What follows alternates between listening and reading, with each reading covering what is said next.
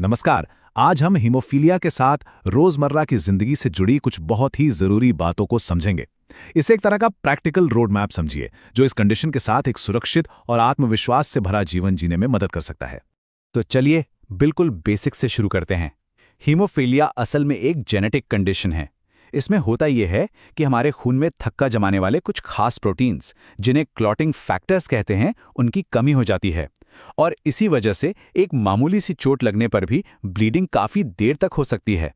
जैसा मैंने कहा, ये बीमारी ज्यादातर आनुवंशिक होती है, मतलब ये परिवारों में पीढ़ी दर पीढ़ी चलती है। यहाँ दिखाए गए डायग्राम से ये समझने में मदद मिलती है कि ये बीमारी किस तरह एक पीढ़ी से दूसरी पीढ़ी तक जा सकती है। लेकिन सिर्फ परिभाषा जान लेना ही काफी नहीं है ना? असली सवाल तो ये है, इस स्थिति के साथ रोजमर्रा की जिंदगी को सुरक्षित और आत्मविश्वास के साथ कैसे जिया जाए। इस पूरी चर्चा में हम क्या से ज्यादा कैसे पर ध्यान देंगे। तो आगे हम 5 जरूरी बातों पर गौर करेंगे। हम देखेंगे कि खेलने कूदने को लेकर अब क्या नए नियम हैं, कौन सी दवाइयां खतरनाक हो सकती हैं और इंजेक्शन लेते वक्त क्या सावधानियां बरतनी चाहिए। इसके बाद हम प्राथमिक उपचार और लंबी अवधि में सेहतमंद रहने की आदतों पर भी बात करेंगे। तो चलिए पहले विषय से शुरू करते हैं, खेलने के नए नियम। हीमोफीलिया से पीड़ित लोगों के लिए फिजिकल एक्टिविटी को लेकर जो पुरानी सोच थी, वो अब काफी बदल चुकी है। देखिए, एक जमाना था करीब 1970 के दशक से पहले, जब डॉक्टरों की सलाह यही होती थी कि हीमोफीलिया के मरीजों को हर तरह की फिजिकल एक्टिविटी से दूर रहना चाहिए, ताकि चोट और ब्लीडिंग का कोई खतरा ही ना हो। लेकिन आज हमारी समझ पूरी तरह से बदल गई है। रिसर्च बताती है कि सही तरह की एक्टिविटी असल में फायदेमंद है। ये न सिर्फ जोड़ों और मांसपेशियों को मजबूत करती है, बल्कि ब्लीडिंग होने के चांसेस को भी कम कर सकती है। तो सवाल ये उठता है कि कौन सा खेल सही है।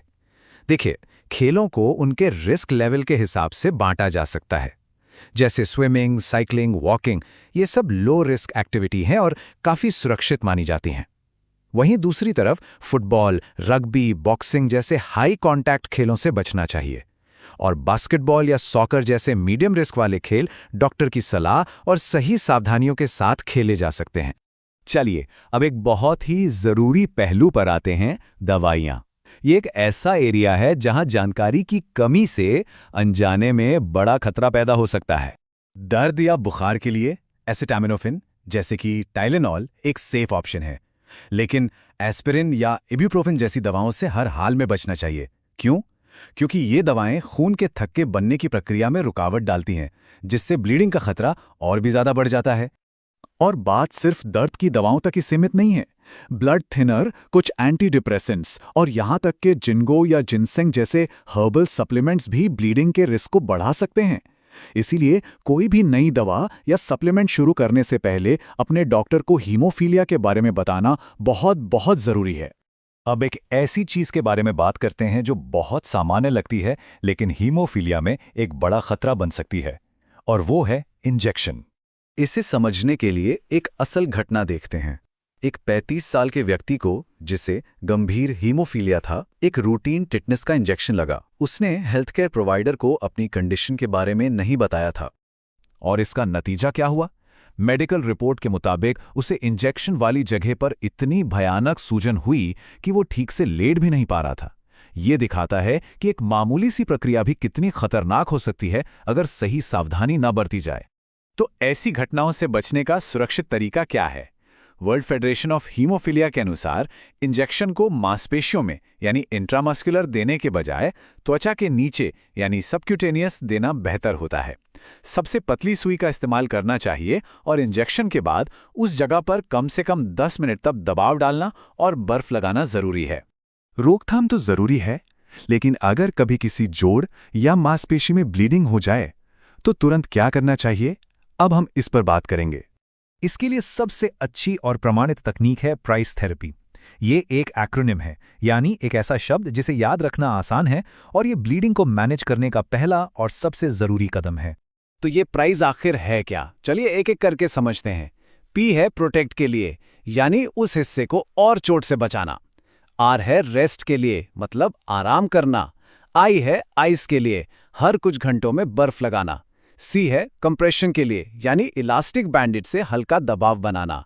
और ई है एलिवेशन के लिए, मतलब घायल हिस्से को दिल के लेवल से ऊपर उठाकर रखना। ये तो हुई तुरंत करने वाली बातें। अब जरा लंबी अवधि के स्वास्थ्य और अच्छी आदतों पर भी नजर डालते हैं, जो एक मजबूत नींव की तरह काम करती हैं। सही खानपान की इसमें बहुत बड़ी भूमिका है। आयरन से भरपूर खाना ब्लीडिंग के बाद शरीर को रिकवर करने में मदद करता है।